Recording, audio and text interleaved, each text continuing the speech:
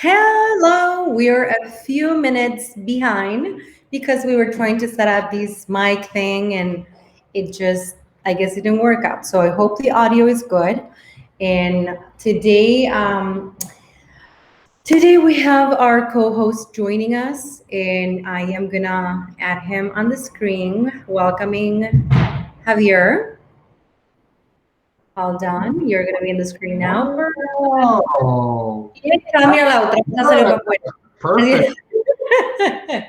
I saw the countdown and everything. I know because it was like last episode of our Sellers Bootcamp. Today, well, first of all, as usual, let me make sure that we are on. Okay, we don't have a lot of volume here. I'm gonna make it public. Perfecto. Okay, Javier, how was your day, my dear? It's been a busy week. I wish I could be like, oh, it's been great. I'm not gonna lie, but I feel like it's been really busy for only being a Tuesday. A lot of activity. I heard like probably 4 or 5 different realtors tell me that there's like new properties coming on the market in the next 24, 48 hours. And they're already prepping their buyers who have been waiting for this inventory to go on the market. So it's been good. It's been a really busy start to the month of March. Obviously, there's a lot of awesome things happening this month. But so far so good. I think last week we did experience a little bit of a shift in the marketplace, but it kind of came back, and we'll touch base on that a little bit later today because I actually made a joke of it. I was like, you probably haven't heard many lenders in the last 4 or 5 days advertise how low interest rates are, even though they're really low anyway. But we did see like a big swing in interest rates last week. But we saw a little bit of those losses kind of come back. But so far, so good. Everything has been very stable. How about you? How's your week starting off on the real estate side? Um, it's been okay. No, I'm kidding. It's been actually wonderful. I'm very excited because we are at the spring market, even early from a couple of weeks ago when it was full blown snow everywhere. We were still showing houses daily, and we had a lot of new buyers coming in the market, and some of the sellers contacting us as well. Is it a good time to sell? But we did see a little bit of a slowdown slightly the last few days of the snow. I would say we did see a little bit of a slower, like people, hey, you know what? I'll contact Less you next week. motivated. I'm gonna Yeah. stay. But then because we have had great sunny days, I feel like people are getting more, excited about Mhm. being out and about, obviously with great measurements and safety measurements with our masks on and all the precautions. But yeah, they're getting excited to go and see homes once again. And yeah, I mean, as I said, it's not like it was a tremendous slowdown. It Well, was slightly change, and then 1 week to the other, it's like phew, everyone's now thinking of purchasing, and everyone is calling all day. We're scheduling a lot of new consultations for this week, which if anyone is in the market right now looking to buy or thinking if it's a good time right now, please contact our team. We can schedule a complimentary consultation for you. And yeah, I'm excited to discuss some of the recap. I want to make sure that we are on agenda because we have a few absolutely. things to say. So first of all, and we tap on a little bit already. How is the market? That was our first episode. We were starting saying that it is a seller's market for the most part. So let's elaborate a little bit on that because that was Yeah. technically for our first episode. Yeah, no, I think one of the things that we touched base on was just kind of like I like to use the term rollover. I don't know, I keep thinking of like wireless minutes, and it's like if you don't use your minutes, they roll over to the next one. For me, it was my pre-approvals. If they didn't go CTG, they rolled over into the new year. So we had a lot of buyers that I just felt like were losing out on opportunities. We're not winning contracts because it is a seller's market. Seller's market equals more buyers, less inventory for all of those buyers. So it's a high competition marketplace. But because the rates were very steady, like we were going into, basically what was an election year at the end of last Yeah. year with the elections and everything like that, rates were really steady. The marketplace, we still saw a decent amount of activity of properties going on the market. It's just that they weren't lasting long because of the buyer surplus that we have. But because the rates were very stable, we didn't really see a slowdown. Like I was actually quite surprised because usually December and January, I call it the holiday hangover, where people don't really want to do anything because of the holidays. They don't want to be moving. They don't, want to have that stress and anxiety during the holidays. And then sometimes I call it the hangover because sometimes some people spend way too much money during the holidays. So sometimes they're recovering from that as well too. They may have gone a little bit over their budget and things like that. But this year, it was like immediately starting the new year, we had our clients texting us asking to look at properties and things like that. So Yeah. I would definitely have to say it's been stable. I did not see a hibernation period at all this season. Yeah, no, I mean, not necessarily hibernation, but I think you know what I'm saying by that smaller slowdown for like a week when we had like this intensive snow, which on the other side, some of our clients actually went under contract because we competed with less buyers that they were that week. Mhm. I remember in Maywood that we have that we're waiting on the appraisal. I'm not gonna say the name.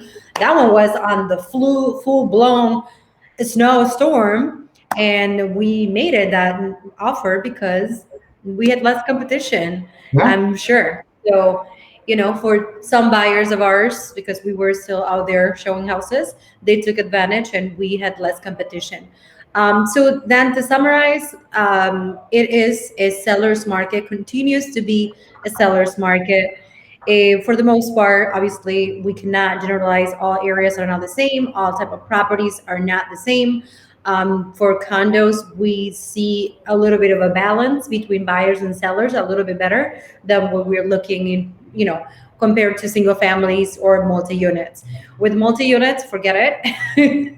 With single family, Ay, it's ay. somewhat difficult for some buyers, and condos is a little bit easier. It's a little bit more supply for the demand that's out there. So, okay, that's episode one. How is the market? Interest rates are a little bit lower, while a little bit lower. Continue to be on the low side, slightly higher. Hopefully, they will stay stable for the rest of the year.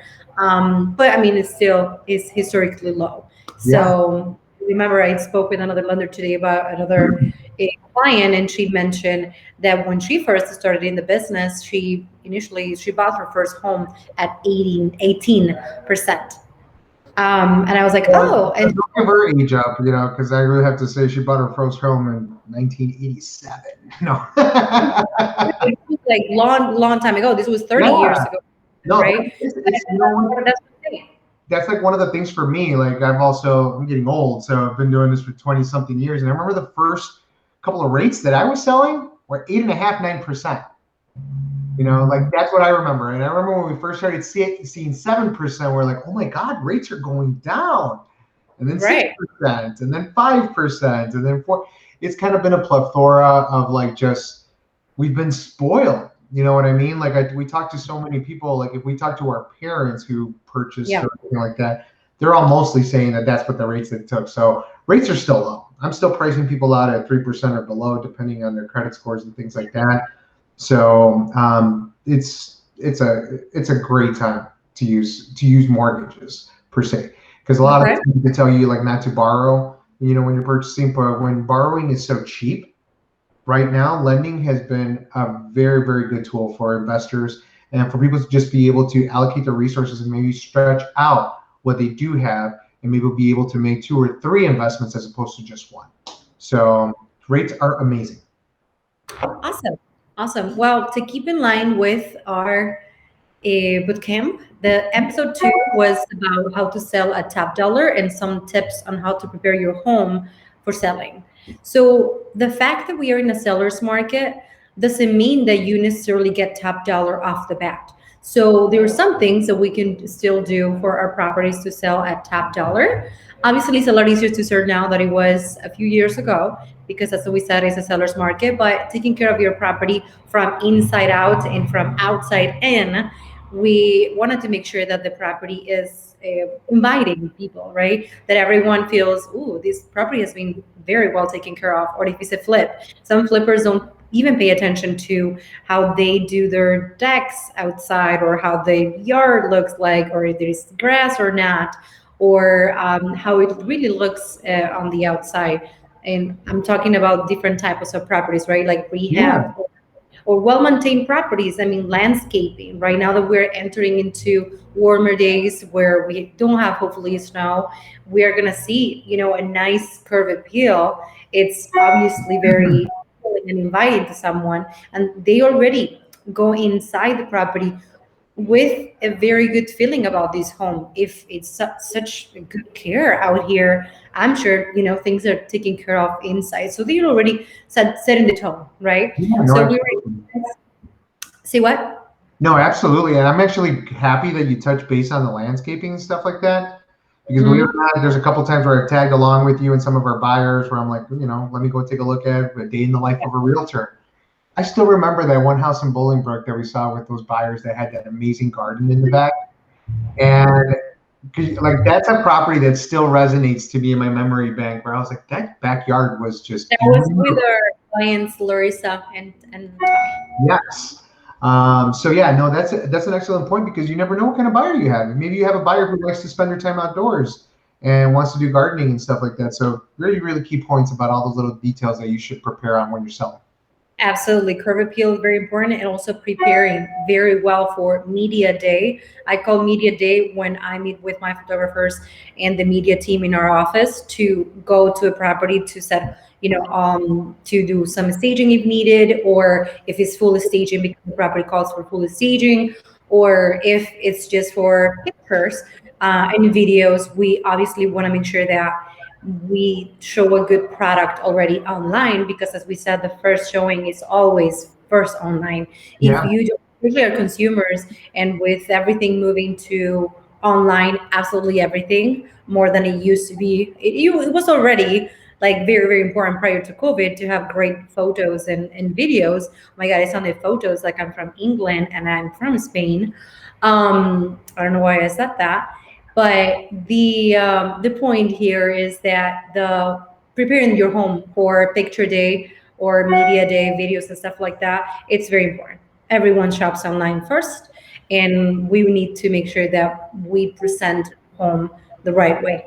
yeah, And I always say, and also for for open houses and things like that, for our sellers, it's also very important to make sure that you win those buyers with all senses, even smell, right? If you have some little candles on, or if you make sure you have some fresh flowers, and obviously you get all scents too. I remember in the wintertime, we were even baking cookies at some point in open houses, so the home during the holidays, so the yeah. home will smell like fresh baked um, goodies. So that was pretty good.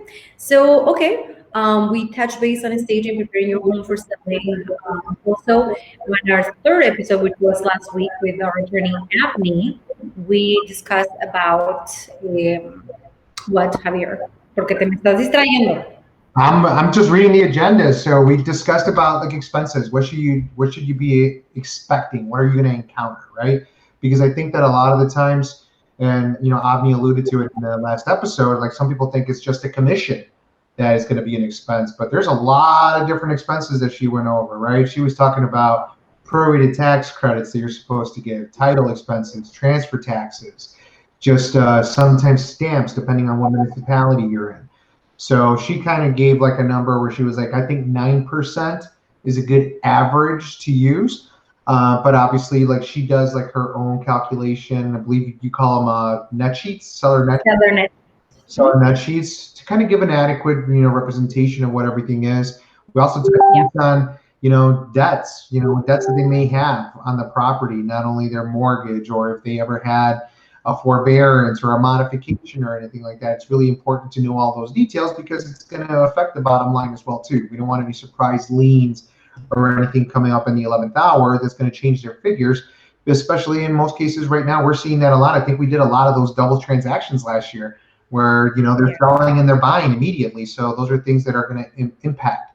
that as well too. So I believe we talked about cost. We talked about attorney review as well too, which is something that's kind of like tied together between listing the property, and everything like that, where you may want to just be proactive. I like the proactive approach. I want to, if I'm selling something, I want to know what's wrong with what I'm selling. So hopefully I can fix it. And then this way it doesn't come back and bite me later down the road where they're going to want an exorbitant amount of repairs or credits or things like that.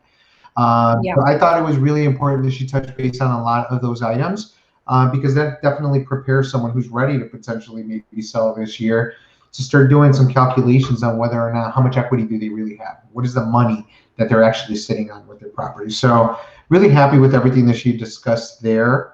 I think one thing that I think we kind of lost touch on was the home inspection. I think we did a home inspection as well too, right? With Peter Bucks. And that was the buyer's one. Yeah, that was on the buyer's boot camp. Oh, that was the buyer's boot camp. Okay, I'm sorry. Well, one thing that I actually, just because it's kind of relevant, and 2 transactions that I'm doing right now. Okay, what just happened? This big snowstorm. Okay, is affecting a lot of roofing. Ay, no te conta. Wait until I tell you. And I don't even want to know. I've heard like a couple horror stories already, right? So I haven't told you because I heard today. I'm telling you, I've heard it from a couple of different places, even to a couple of different states. Believe it or not, I got a transaction in Texas that was affected by the snowstorm they had down there. These home inspections are imperative, especially for anyone who may have had their home inspection a month ago, to maybe reconsider even doing another home inspection. Because I had like one family go for a final walkthrough and there was water intrusion and things like that. So super, super important right now for anyone who may be selling, to just go ahead and see if there may have been any damage that was caused by the snow and everything like that. Just because I think one of the roofing guys that I saw go on a live earlier today was just talking about like some homes had anywhere between 20 to 26 inches of snow just kind of piled down and just frozen, right? So as we're starting to see the weather change and everything like that, you get ice dams, you get water pockets and stuff like that could possibly be created. So definitely just something to kind of throw out there. Home inspections are really relevant right now, especially coming out of this little snow storm that we just went through the last month. Yes, and one thing about inspection that I did mention on the when we talked with Avni, and also I think I mentioned it when we were with Oneida, the stager on episode 2. It's pre-sale inspections for the town, right? Because yes, the buyer's going to have their own inspections, but the sellers, they have requirements for pre-sale, like the transfer stamps. And for the most part, a lot of suburbs, not Chicago, but a lot of suburbs, they do require a pre-sale compliance inspection. Okay. And I would say, unless, I mean, it depends on some suburbs, they want to see a contract prior to being able to do it. For example, River Grove, they don't do inspection until you do have a contract on the table, and then you call the building department and schedule that. But some others, they let you do prior to. For example, Lions, Bellwood, except for Joliet. Joliet doesn't need pre-sale compliance inspection, but a lot of them do, and it's a requirement for the sellers. And sometimes it does affect on, as I always say, every home has a buyer, but obviously you can sell a little better if you sell without violations of code, for the most part. It's case by case, but it's always good, as you said, to be proactive and get those inspections also taken care of if they are applicable to you or to the person that is selling, and also a requirement for the town. I wanted to also, now that we had done a little recap on what we have talked about, right? Preparing your home, make sure you do your due diligences, being proactive, looking from curb appeal to even a fresh coat of paint if needed, or somewhat staging or declaring. So all of these things is about preparing your home for sale. We know it's a seller's market. There is a lot of demand out there for all these properties. Now, I want to emphasize another point of how good of a market we have right now for sellers. And it's a lot of sellers, are sitting in a bunch of equity in their homes. And they could, if they bought, as we said, right, before, like 10, 15 years ago, if the interest rates were not as they are today, one, they could refinance and get some of that equity and maybe buy another property or spend it in something else that is also income generating, or investing in real estate. Maybe selling your home, getting the equity and buy two properties or two income generating properties. So there's a lot of ways of doing things, especially when you do have an asset. And when you do have an asset that is a property, and if you do have equity, there are a lot of different avenues you could open. And what is the most important part of an asset? How you Are you leverage. testing me right now? Like, don't trust me. I'm testing you. What is the most important important I to an say asset? the most important part of an asset is how you leverage it. Okay. For the first time, I'm Why? seeing sellers leverage, right? Because, you have people to choose from. Most sellers right now who are accepting a contract, if they're priced accordingly or anything, usually are picking from 4 to 5, 6 different offers in most cases. The average It is gives them seven. the leverage. It gives them the leverage to say, "I'm not doing any repairs. I'm selling as is." And you know what? There's a lot of frustrated buyers out there who are going to say, "You know what? I'm tired of looking. This house gives me what I want. It's in the location that I want. I'll deal with that, and I'll take care of it." Right? Right. So right now, for maybe some sellers who may be cash strapped, maybe they don't have the money right now. They don't have the resources to maybe invest in their home again. This is the perfect time for you to possibly sell, because now you're going to be leveraging an asset, a property that is badly needed in the marketplace. You got buyers that are fighting over properties. I saw someone post, like, oh, an appraisal came in at 40,000 light, right? That's a big drop from contract to appraised value. That to me tells me either A, the property was marketed wrong, or you had a really aggressive buyer who did not care and was like, I just want to win a contract. But at the end Yeah. of the day, you got to appraise, right? So I think that this is a perfect time to sell. If you're in a situation where maybe you're like, hey, I need to sell because I have 80,000 or 90,000 sitting in my home, you probably won't have to bring it up to code or fix things because it is in such a bad need out there in the marketplace. You could sell a property with deficiencies. You could sell a property with violations, and a buyer will Yep. be willing to take it over. Why? Because there's no Absolutely. inventory. So this is a perfect leverage time for anyone who owns a home or owns a property that maybe isn't generating them any wealth or isn't being managed correctly. Get rid of the asset, sell it, cash out on it, and then maybe start from scratch. So that's definitely something that I tell people. Another person that I feel is a I prototypical seller right now is maybe that person who does own a home, but maybe is drowning in debt, and maybe they need to, use some of that equity in that property to deconsolidate. I come across so many clients sometimes where they're up to their neck in credit card bills, car bills, and things like that. And I have one client right now who's literally contemplating on selling his home, cleaning out all of his debt. So he's Yep. going to literally owe zero. He's going to have maybe about 25 or $30,000 left over once he does that, and then buy another home with a first-time home buyer program at minimum down payment. His interest rate is going to be 2% lower than whatever he has on his house right now. So it Right. makes a perfect sense. So those are just some ideas just to kind of throw out there. I don't know how many walks of life our viewers are out there, but to me, Yeah. if you're in that situation, definitely contact us, because we should have a sit down, consult, and tell you exactly how much equity you have in there and exactly what your options are. Because maybe you don't need to be stressing out over your bills. Maybe you already have the solution in the home that you already own right now. Right, right.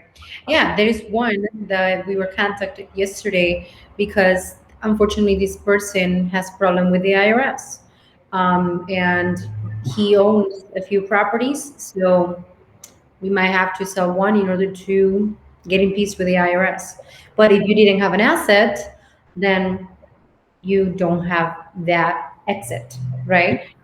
So is it always a good time, or is it not a good time, but is it always a good idea to invest in real estate? Real estate is the only piece of asset that grows over time. And like I always say to our buyers, right, when you purchase the car, the moment you're out of the dealer, the same day, 1 hour Right. later, it's 45,000 less. So, it's just It doesn't happen with real estate for the most part.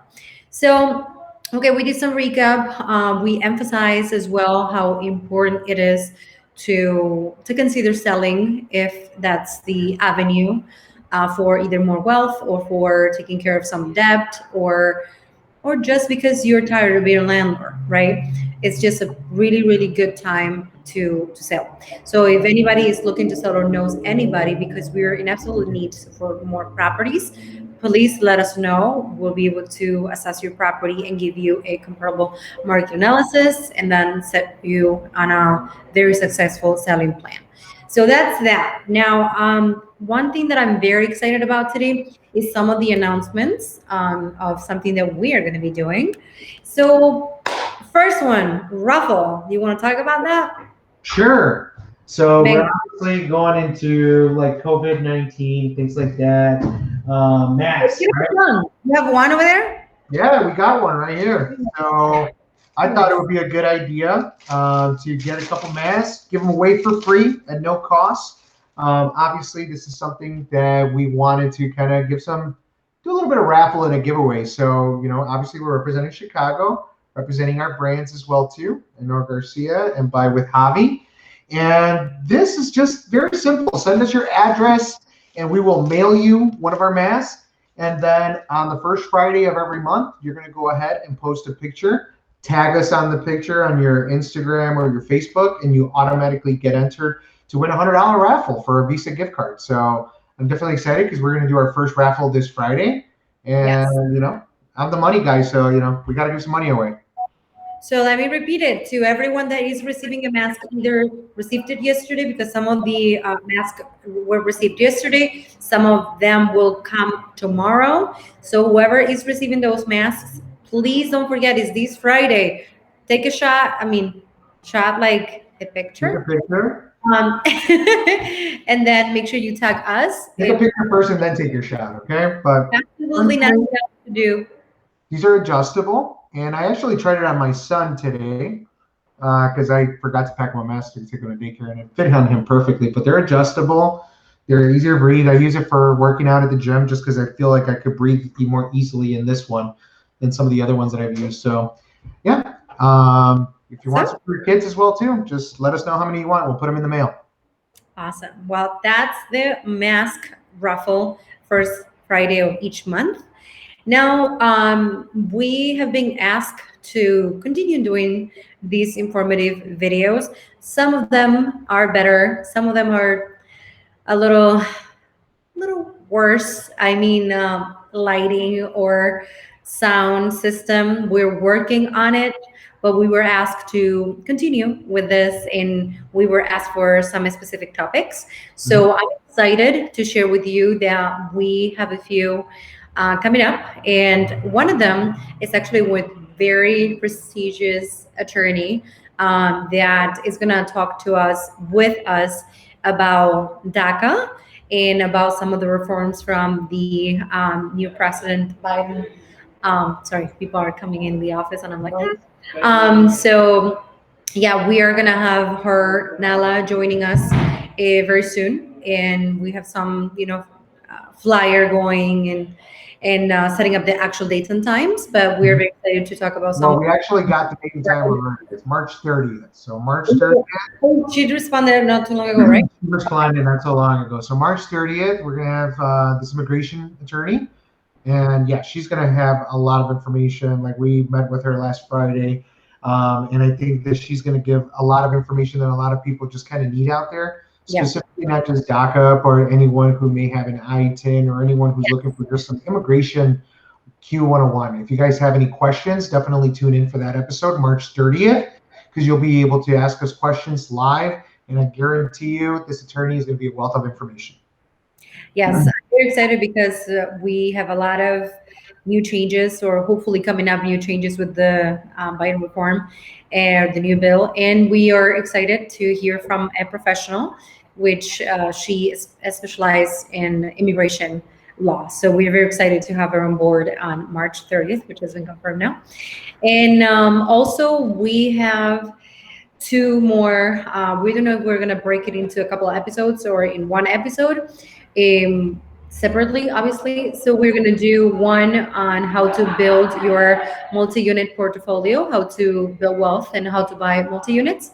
And also, we were asked to do a show just on condos, like things to consider when you're purchasing a condo, how to look for certain things, what right questions ask when you're in a contract for a condo, reserves, special assessments, any pending litigations, things like that. Yeah. We are we listen to you guys, so we are going to do one about condos. We're going to do about how to build your multi-unit portfolio, and also Yes. DACA and other immigration topics with our special guest.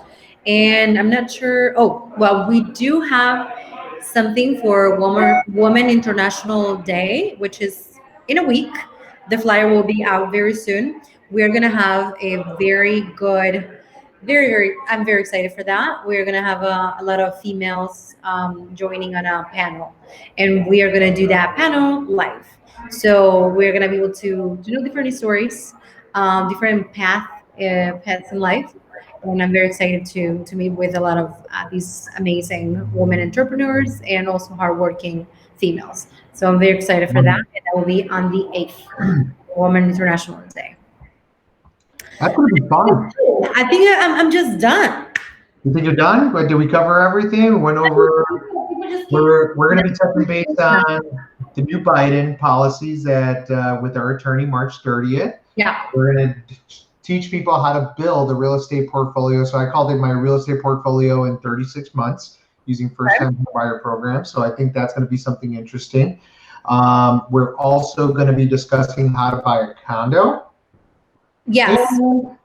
And, as we keep moving along, we want everyone to keep giving us feedback on some things. Yes. But, I thought it was a good idea. Everyone keeps asking us about, bank foreclosures and things like that. Yeah. So we will be bringing on something in the future as well too, and how to buy REO assets, right? Just because they're a different animal.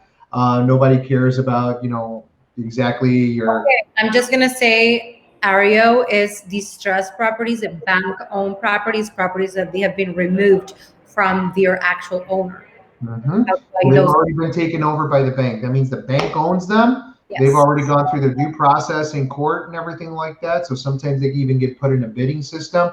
I've heard numerous times like realtors are like, oh, I'm sending a bid through like this computer system. It's like no one even actually reading it or anything like that. So we're gonna give like a very good tutorial and a crash course on how to win some of those offers and the ways that you can leverage yourself for that. Yeah. And at the end of the day, we just want to provide informative content.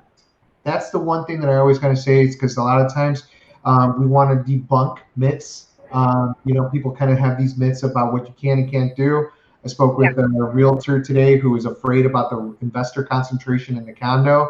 And I was like, girl, that's like 4 years ago. I'm like, we don't care about investor concentration anymore because our buyer's going to live there. So it's just a way to like just continue education, right? So it's a way for us to keep leveling up, learning from other industry professionals as well too. So I love the fact that you're bringing on, the female entrepreneur. I think that'll be awesome. It's a good way for you to have some synergy with other entrepreneurs outside of our business. So I'm really, really looking forward to our next month doing these Facebook Lives. Awesome. And also the other announcement, which we're going to keep top secret, it's the meeting that we have on Saturday, but I didn't want to disclose anything. Oh, okay. Nice. But you remember what we're doing on Saturday, right? But you don't even know what I'm talking about. I don't even know anymore.